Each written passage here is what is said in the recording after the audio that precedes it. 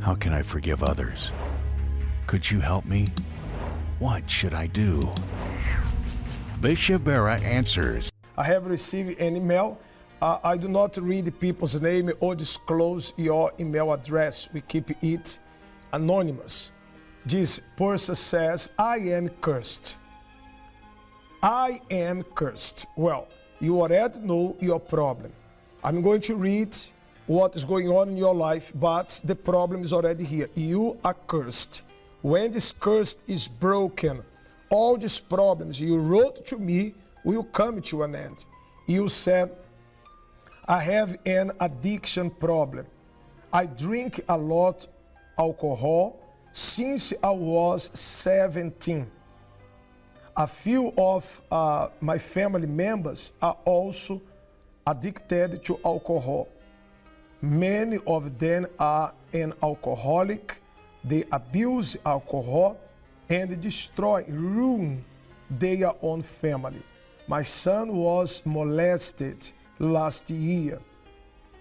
I now live in a shelter and I do not have a place to stay. The little that I make, I drink alcohol. So the first word you said, I am cursed. When this curse is removed from your life, this addiction, this craving for alcohol also will be removed.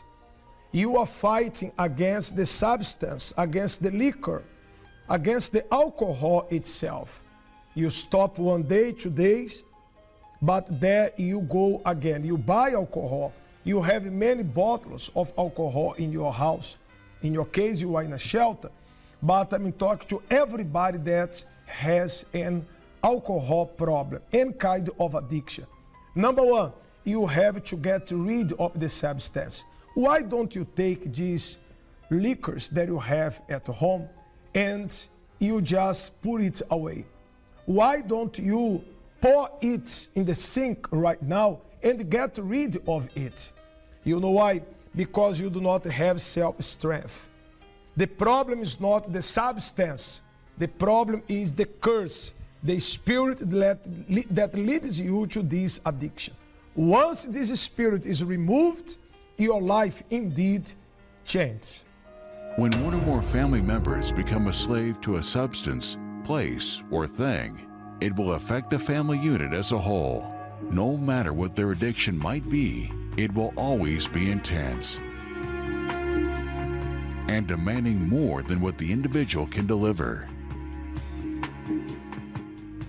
Fathers will sacrifice their children's tuition for their vice, daughters will sacrifice their dignity, and wives will sacrifice the food for the kids or even their marriage, all for the sake of a quick fix, leaving the family broken with no love or respect for one another.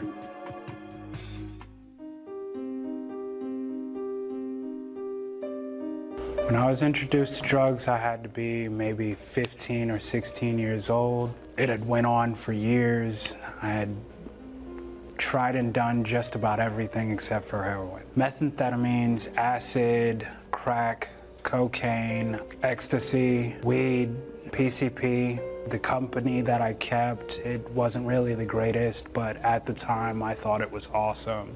It never turned out right. Ended up going in and out of jail because of it, losing contact with my family, ruining countless relationships of friends that I've had for years. The way I provided for my habit depended on how that day was going. I could either A, walk up to somebody and steal everything that they had, B, take from my family. At the time, me and my wife were on food stamps. I ended up selling a lot of our food stamps to provide for some of my habit. The most amount that I've done in a day, smoked close to half an ounce of weed by myself, done about an 8-ball of coke, even though in my head and in my heart, I knew what I was doing was the worst thing in the world. But I didn't care because of those drugs. When we were together, We just went out with our friends, we partied, and it was just non-stop. I tried to change, but staying around with the same old people who aren't changing, who are doing the same thing, you end up falling back into that same routine. That's when I found out what he had done behind my back. He went and he took my money that I worked so hard for, that was supposed to go to rent, and he blew it all on crack.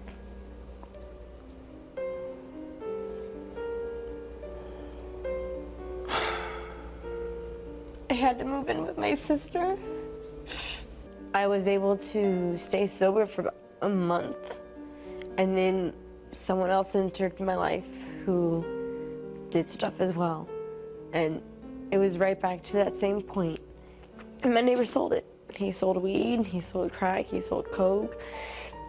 In the hands of my addiction, I felt controlled. Like, I knew I shouldn't have.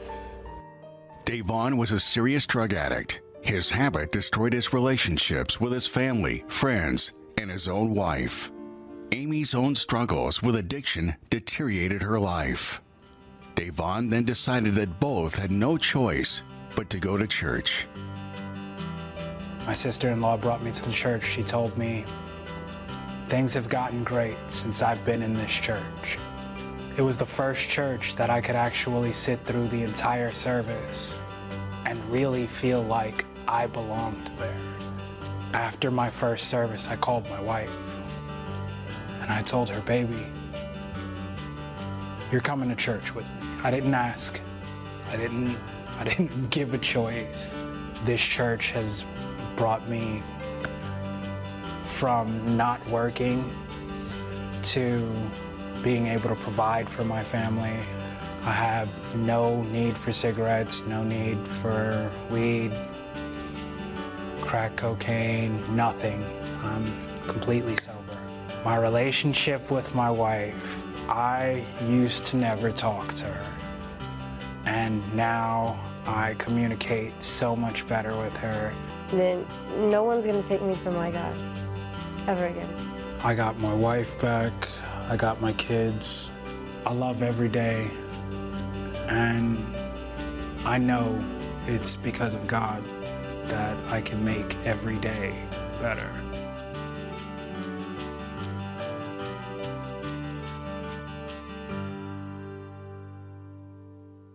Are you in need of spiritual counseling? Email Bishop Barra, bbf@universal.org.